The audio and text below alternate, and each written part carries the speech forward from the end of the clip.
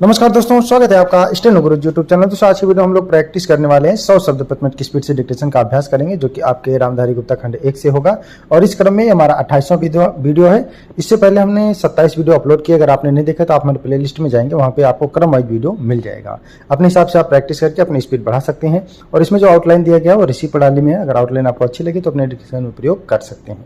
जरूरी नहीं कि आप हमारी ही आउटलाइन का प्रयोग करें, हो सकता है आप हमारे से बेहतर बनाते हो, तो आउटलाइन आप वही प्रयोग करिए जो आप आसानी से लिख सकें और पढ़ सकें।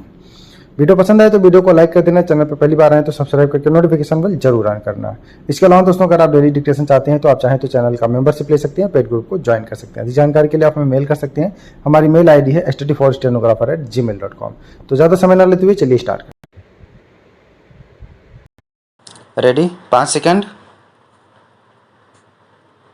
स्टार्ट। महोदय, राष्ट्रपति ने अपने भाषण में राजभाषा आयोग की रिपोर्ट के संबंध में कहा है कि हम सदस्यों की राय लेकर भाषा संबंधी कोई नीति घोषित करेंगे। मैं समझता हूँ कि भाषा का प्रश्न इतना जटिल नहीं था जितना कि उसको बना दिया गया है। इस जटिलता को लाने में जहाँ उन लोगों का हाथ है जो सरकार में नहीं है, वहाँ इसमें भारत सरकार की भी बड़ी जिम्मेदारी है। मुझे वह दिन याद है जब मैं छोटा था और देश गुलाम था।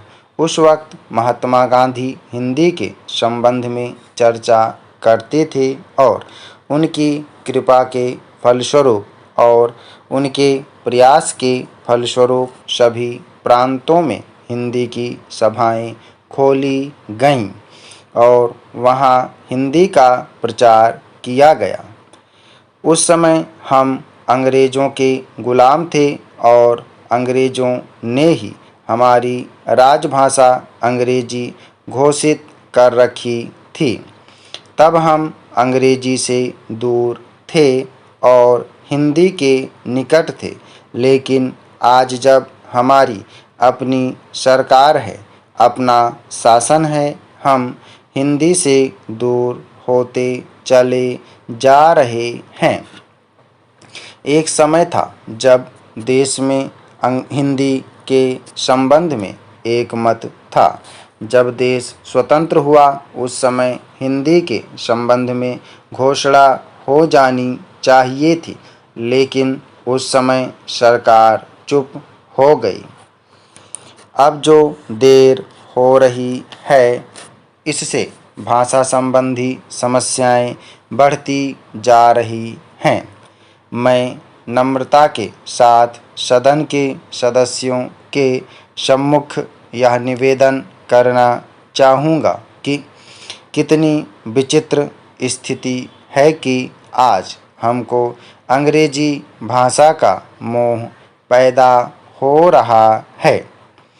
आज हिंदी देश की मुख्य भाषा है, इसमें कोई दो मत नहीं हो सकती। यह सबसे अधिक बोली जाने वाली भाषा है। आज इसका विरोध बढ़ता जा रहा है। कुछ ऐसी बातें हो रही हैं जिससे मालूम होता है कि हिंदी का विरोध प्रादेशिक भाषाओं से है, लेकिन ऐसा नहीं है। सच पूछा जाए तो बात यह है कि अंग्रेजी भाषा के स्थान पर हिंदी को लागू करने का प्रश्न है। प्रांतों में काम प्रादेशिक भाषाओं में हो, किंतु केंद्र में तो हिंदी भाषा भाषियों को और कुछ जो अहिंदी भाषा भाषी लोग हैं उनको यह गलतफहमी हो रही है कि हिंदी वाले बलपूर्वक हिंदी को राजभाषा बनाना चाहते हैं, लेकिन इसमें कोई इस प्रकार का प्रश्न नहीं है। यह तो केवल आपस में समझने का प्रश्न है। किसी स्वतंत्र देश में ऐसा नहीं है। महोदय, राष्ट्रपति के अभिभाषण में राष्ट्र की दशा का जो भी चित्रण किया गया है उसे देखकर भविष्य के बारे में जनता के मन में अच्छे जीवन की आशा उत्पन्न होना कठिन है।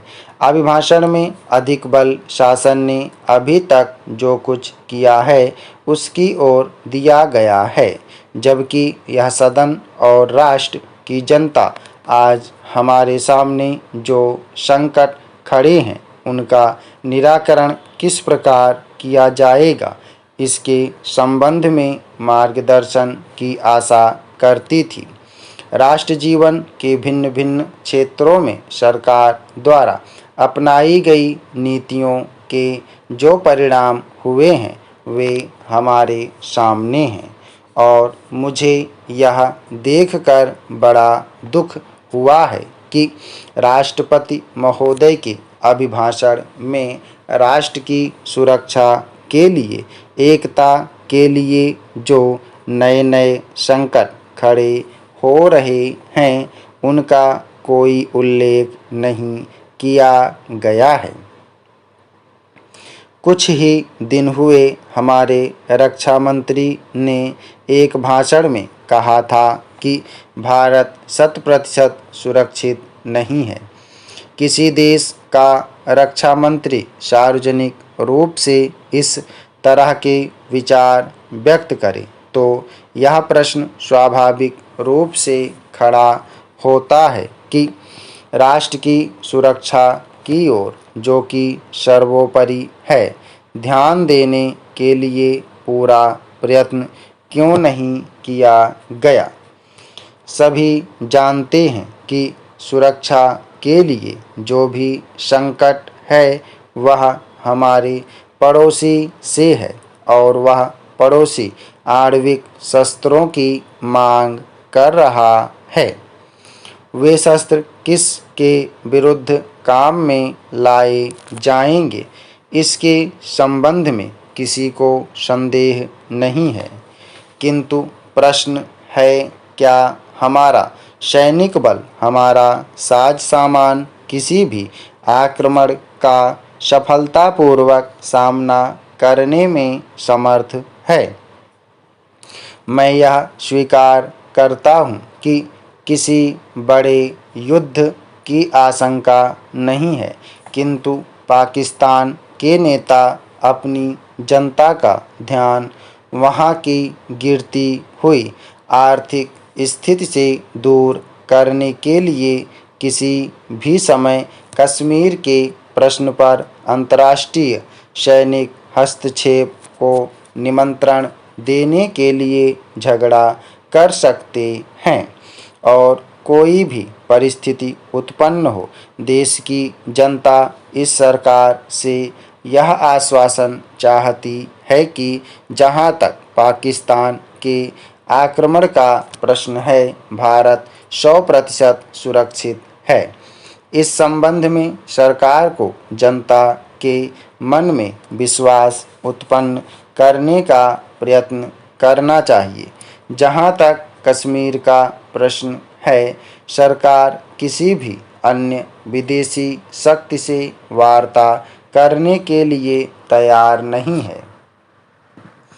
महोदय, भारत ही नहीं, सारी दुनिया आज विज्ञान और प्रौद्योगिकी के द्वारा लाए गए परिवर्तनों के कारण महान परिवर्तनों की ड्योढ़ी पर खड़ी है।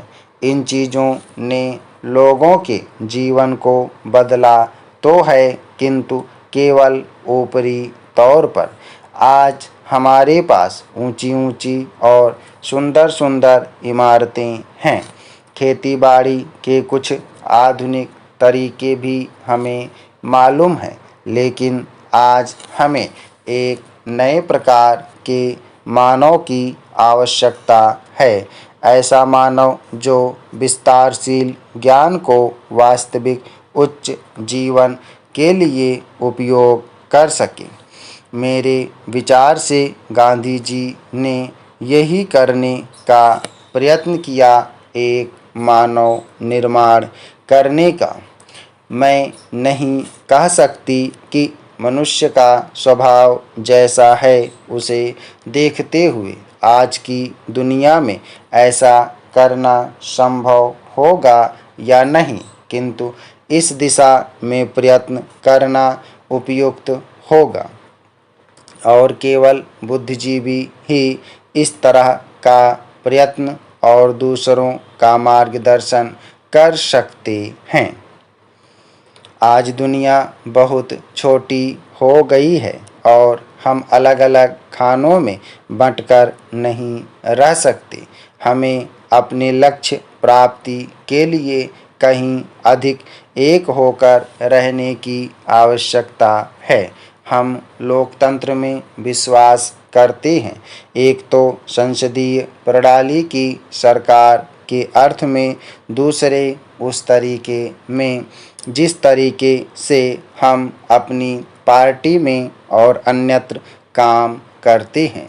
पर लोकतंत्र रूपी हमारा ताज़ा पानी कभी कभी जातिवाद, संप्रदायवाद और सामाजिक रीति रिवाजों इत्यादि के सड़ते गड्ढों में बंद हो जाता है। समाप्त।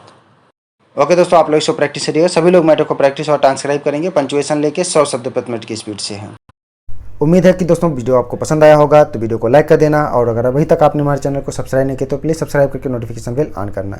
और दोस्तों अगर आप डेली डिस्कशन चाहते हैं तो आप चाहें तो चैनल का मेंबरशिप ले सकते हैं या हमारे पेड ग्रुप को ज्वाइन कर सकते हैं। अधिक जानकारी के लिए आप हमें मेल कर सकते हैं। हमारी मेल ID है studyforstenographer@gmail.com। अपना बहुमूल्य सुझाव हमें कमेंट बॉक्स में जरूर देना। वीडियो को पूरा देखने के लिए बहुत बहुत धन्यवाद। Thanks for watching. जय हिंद, जय भारत।